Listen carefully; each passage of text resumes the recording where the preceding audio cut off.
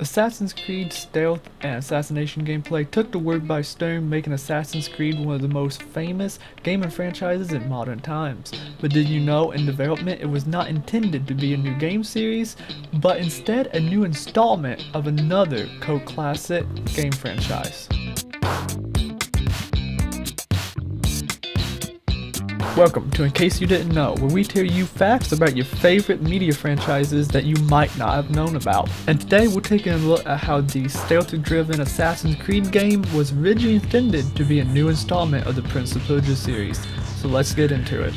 Back in late 2003, after the massive success of the Prince of Persia Sands of Time, Ubisoft Montreal was tasked with building on that momentum and creating a spin-off/sequel to Prince of Persia Assassin.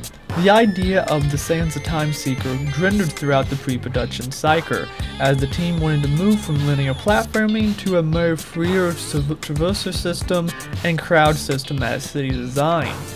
This is when the initial spin-off idea was at play. Running with the new spin-off idea, the team worked on the narrative. This new game will see you take the role of an assassin who might escort a non-playable prince rather than you playing as the prince.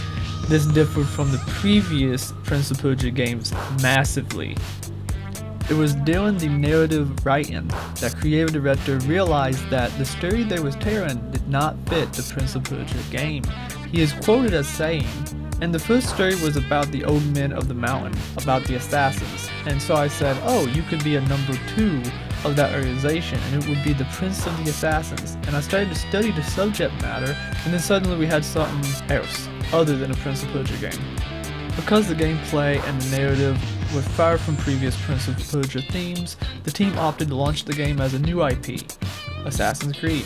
The original creative leads described this as both a creative and traditional choice, which in hindsight, shoehorning in a secret society and a toy box of characters into the already established Prince of Persia lore probably would have been best not to do, as the fans of the series probably wouldn't have been so happy.